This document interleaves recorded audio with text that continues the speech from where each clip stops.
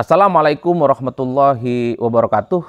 Kalau kita semua belakangan ini rajin misalnya membaca berita-berita politik, ada salah satu isu yang menurut saya paling happening, viral dan menjadi pergunjingan yang tak berkesudahan, yaitu soal gerakan vandalisme, semacam gerakan coret-coret tembok yang terjadi di berbagai tempat yang meminta supaya Jokowi itu diadili. Vandalisme ini terjadi di kota-kota besar, sebut saja misalnya ada di Solo, ada juga di Jogja, ada juga di Surabaya, ada juga di Malang, ada juga di Medan, dan konon di Jakarta juga sudah mulai bermunculan vandalisme serupa supaya Jokowi diadili. Inilah yang saya sebut sebagai satu isu politik yang per hari ini mendapatkan expose politik di atas rata-rata, menjadi pergunjingan dan menjadi perdebatan yang tidak berkesudahan. Tentu secara politik ya, gerakan vandalisme semacam ini tidak lahir dalam ruang hampa, tapi tentunya lahir dalam sebuah ekspresi politik, di mana sepertinya ada pihak-pihak tertentu, entah itu orang, entah itu organisasi, entah itu kelompok masyarakat yang masih sangat kecewa dengan Jokowi, yang dinilai manuver politiknya di akhir kekuasaannya itu sangat ekstrim. Terutama terkait dengan putusan Mahkamah Konstitusi, termasuk juga soal bagaimana perilaku politik Jokowi yang dinilai merusak demokrasi. Jadi dalam konteks itulah saya tertarik ingin membahasnya dalam 3 hal sekaligus. Pertama, dari segi komunikasi politik, ada satu istilah yang disebut dengan propaganda. Jadi propaganda itu adalah semacam pesan politik yang sengaja dihembuskan, sengaja disampaikan oleh pihak-pihak tertentu, entah individu ataupun kelompok. Tujuannya adalah untuk menyerang seseorang, tujuannya adalah untuk mendiskreditkan seseorang, tujuannya adalah untuk menjatuhkan reputasi seseorang. Biasanya sang pemberi pesan dalam gerakan propaganda semacam ini sulit untuk dideteksi, sulit untuk dilacak, gerakannya bawah tanah. Tapi pesan-pesan yang disampaikan itu nyata, yaitu untuk merusak reputasi seseorang. Jadi dalam konteks ini tentu vandalisme itu adalah sebagai upaya untuk ngasih pesan. Komunikasi publiknya adalah supaya publik itu tahu, supaya publik itu merasa Jokowi itu bukan pemimpin yang baik. Jokowi itu bukan pemimpin yang seperti dipersepsikan sebagai sosok yang mungkin memiliki reputasi yang baik. Tapi Jokowi itu adalah pemimpin yang tidak benar dan sangat layak untuk diadili. Itu yang saya kira dalam propaganda politik menjadi penting disampaikan dalam konteks bagaimana melihat gerakan vandalisme adalah bagian untuk membangun kasak-kusuk politik. Jokowi itu adalah pemimpin yang gagal dan sangat layak untuk diadili. Meski secara diskursus soal propaganda ini kan masih terjadi pro dan kontra. Ada yang memperbolehkan, ada juga yang melarang, karena itu dianggap sebagai komunikasi politik yang anti-etika, gerakan dan opini politik yang kemudian dianggap sebagai sesuatu yang justru tidak pernah menyajikan fakta-fakta yang objektif. Tapi terlepas di antara segala-galanya, tentu saja propaganda semacam ini tujuannya satu, bahwa ingin menyerang Jokowi dan bagaimana merusak kredibilitas Jokowi sepanjang Jokowi menjadi presiden 2 periode di Republik Indonesia. Itu konteks propaganda. Makanya tidak mengherankan, vandalisme ini kan sulit untuk dicek kira-kira siapa pelakunya, tapi pesannya sampai kepada publik. Itu yang pertama. Yang kedua, harus diakui, ini kan menegaskan bahwa sebenarnya ada pihak dan kelompok-kelompok tertentu yang sampai hari ini itu tidak terima dengan manuver politik Jokowi. Masih kecewa dan masih marah karena Jokowi itu dianggap sebagai mantan pemimpin yang merusak demokrasi.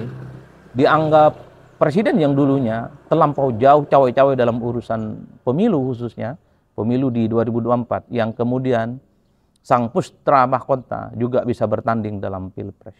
Ini adalah ekspresi-ekspresi kemarahan yang sepertinya sampai hari ini itu akan terus disampaikan melalui gerakan-gerakan vandalisme itu. Bahkan kalau kita agak sedikit flashback ke belakang, beberapa hari yang lalu, beberapa waktu yang lalu, ada juga yang demonstrasi supaya Jokowi itu minta diadili.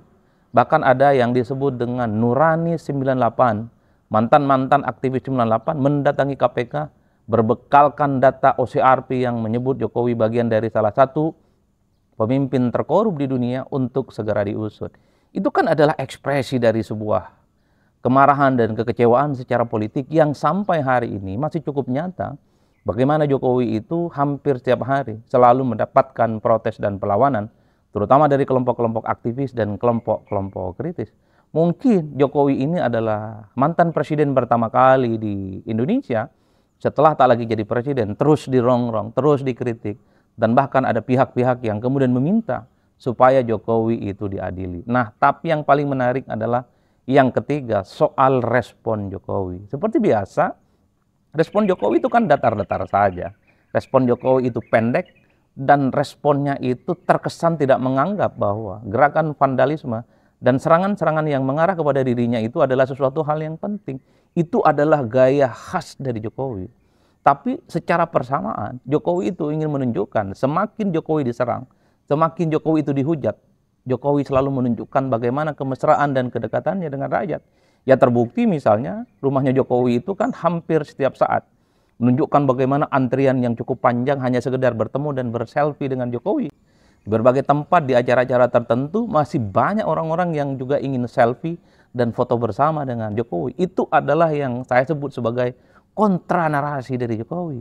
Bicaranya pendek, tapi pada saat yang bersamaan Jokowi menciptakan satu peristiwa politik bahwa Jokowi itu semakin dekat dan semakin dicintai oleh rakyatnya. Setahu saya, ini adalah gaya komunikasi politik khas Jokowi.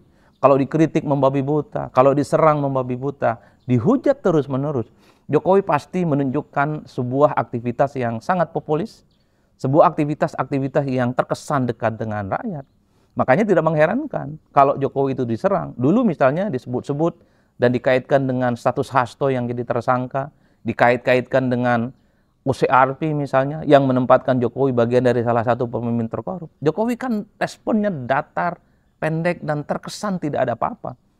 Tapi kan pada saat yang bersamaan, gestur politik Jokowi menunjukkan bagaimana aktivitasnya yang dekat dengan rakyat. Itulah yang saya sebutkan. Apapun yang terjadi dengan vandalisme per hari ini, jadi kalau kita mau lihat secara rata-rata, Jokowi juga mampu dan melakukan perlawanan dengan cara membangun narasi bahwa Jokowi semakin dihujat, semakin diserang, tapi Jokowi itu semakin dicintai oleh rakyat. Entah kita semua menilainya. Apakah kita itu bagian dari kelompok yang mengatakan Jokowi itu layak untuk diadili, ataukah sebaliknya Jokowi itu sangat tidak layak untuk diadili. Itulah yang saya sebut sebagai narasi isu yang belakangan ini berkembang cukup signifikan. Inilah politik kita. Inilah realitas yang terjadi hari ini. Mantan Presiden di Republik Indonesia yang katanya punya reputasi yang cukup panjang, mampu membangun infrastruktur di mana-mana, dinilai sebagai mantan presiden yang berasal dari rakyat biasa, tapi setelah tak lagi jadi presiden, terus mendapatkan hujatan, terus mendapatkan kritikan, dan terus ada gerakan-gerakan yang terus meminta supaya Jokowi itu diadili. Inilah yang saya sebut pertama kali dalam sejarah perpolitikan di Indonesia. Saya kira di situ untuk kali ini terkait dengan gerakan politik mengadili Jokowi.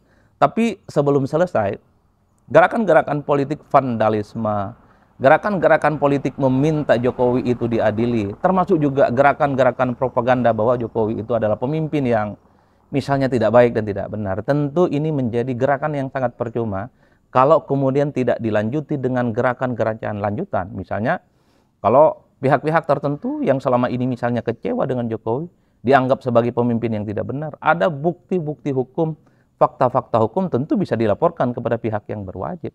Bahwa Jokowi adalah sebagai sosok dan mantan presiden yang sangat layak juga untuk diadili dalam konteks hukum-hukum tertentu. Itulah yang saya sebut gerakan-gerakan vandalisme, kalau mau jujur, itu tidak lebih dari sekedar propaganda politik yang secara komunikasi publik ingin mengonsolidasi dukungan masyarakat, ingin mengkonsolidasi bagaimana persepsi publik bahwa sebenarnya Jokowi itu adalah pemimpin yang sebenarnya tidak baik-baik saja. Karena gerakan vandalisme itu hanya berhenti di situ, dan sepertinya tidak ada gerakan-gerakan yang kemudian membuat bagaimana Jokowi itu dilaporkan kepada pihak-pihak berwajib. Oleh karena itu, dimanapun gerakan propaganda itu sebenarnya hanyalah ingin membangun satu diskursus di mana terjadi kekisruhan secara politik. Dan tujuannya satu, ingin mendiskreditkan, ingin menyerang, dan tentu saja ingin merusak kredibilitas orang-orang tertentu. Saya kira di situ